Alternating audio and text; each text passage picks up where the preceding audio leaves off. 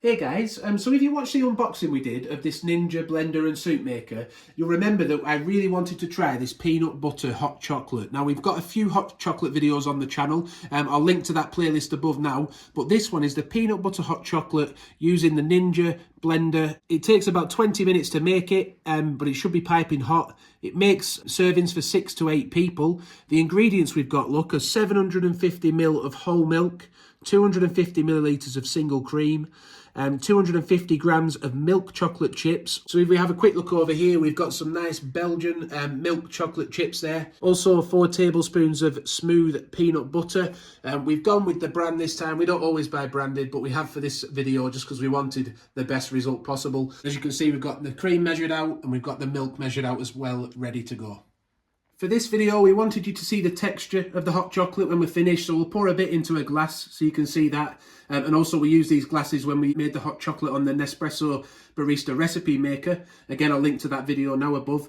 But we're also going to pour it into the Hotel Chocolat Velvetizer glasses just to show you how much you actually get out of this machine, just to allow you to gauge it a little bit when we see how much is left afterwards.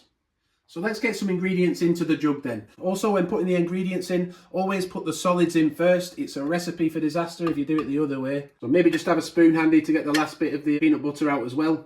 Very sticky stuff, so that's in. Then, if you've resisted eating them, pop all these lovely chocolate chips in, 250 grams. Then 250 millilitres of cream, single cream. And then finally, our 750 millilitres of whole milk, full fat whole milk. As we said, this is an indulgent drink. Then pop the lid back on, secure it. Also make sure the top part of the lid is also twisted to the side. We don't want it in an unlocked position, we want it locked, secure. Turn the machine on, and then as the instructions tell us, select manual cook and put it to medium. So we'll select cook, put it to medium, then leave that going for 20 minutes, but it does say to pulse every 5 minutes during cooking. So we'll come back in 5 minutes time and show you how to pulse. Actually though, we couldn't resist just showing you it heating up. If you listen to it, sounds like it's boiling already, doesn't it? But it's very quick at heating it up. Well, it is starting. It's amazing how quickly they heat up these machines. The element must be really powerful. We're now approaching the 5 minute mark. Yeah, it does say to pulse it every 5 minutes. It doesn't say for how long or how many times, so I'm just going to press it once or twice, I think. And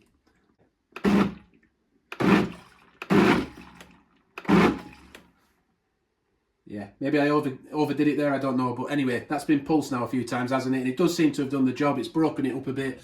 We don't see as many chocolate chips now. And we can hear it boiling. So all's looking good. So we're coming up to 10 minutes now. You can see that there is a bit of separation going on, can't you? Between the chocolate and the milk and the cream. You can see why they're asking us to pulse it every 5 minutes. So let's do it again.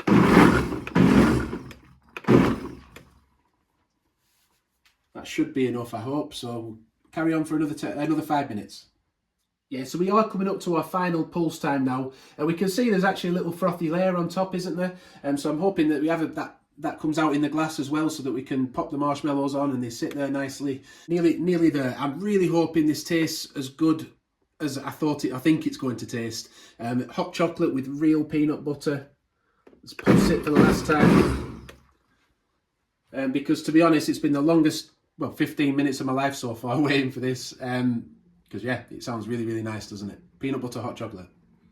So with 10 seconds to go, then I'm actually just going to pulse it a little bit more again, get a bit of frothiness going, and then to stop it I'm going to have to press cook on her. So let's press that, end the process, open it up. Let's just have a little look what's inside. It's looking very frothy in there, it looks good, doesn't it? It's not the easiest thing to pour, because it's quite a chunky jug, but it does look extremely nice and it smells amazing.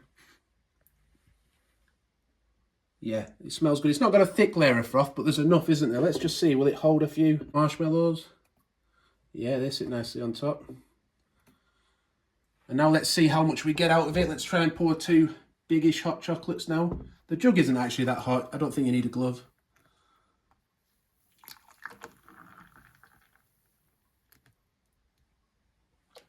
And as we can see, we've still got plenty left. Yeah, it looks nice. We're going to have a little taste now, I think, see what it tastes like. And we'll come back in a second. Taste is absolutely amazing. The peanut butter's really coming through, and it's actually got a little bit of texture from the peanut butter as well. You know, a bit of graininess, but not too much, enough to give it some body.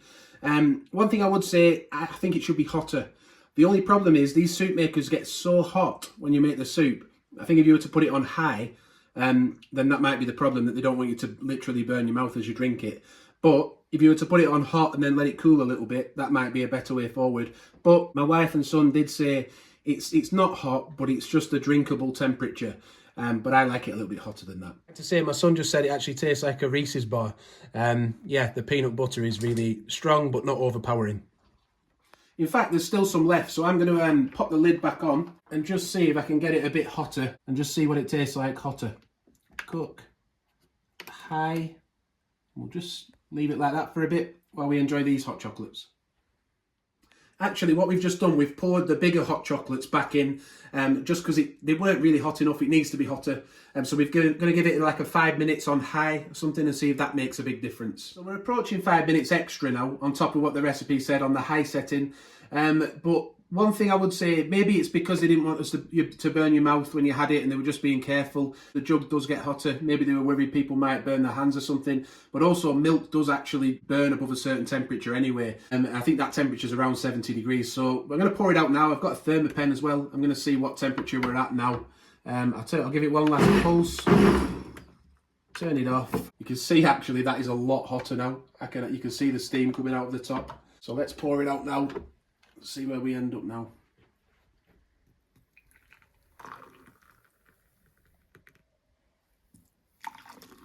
I'm not going to be putting it back in again. This is as hot as I'm going to try today.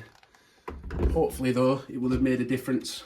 Yeah, so it's still only up at like 58. So you can see it definitely needed that extra, didn't it? As you can see, the portions are big though. We've had these 2 drinks here and then that smaller one we made earlier, and there's still a lot left. You can either pour more out, but if you do get some leftovers, one tip I got was to possibly pour it into an ice cube tray and use it for like ice mockers and stuff. So I might try that in future on the channel. Also the frozen hot chocolate, we might try that. But we've got lots of other videos, coffee videos, lots on the channel. So please do like the video if you've enjoyed it and it's helped you. Subscribe to the channel and hit the notification bell to not miss future videos. Thanks for watching. I'm going to go enjoy this hot chocolate. Bye for now.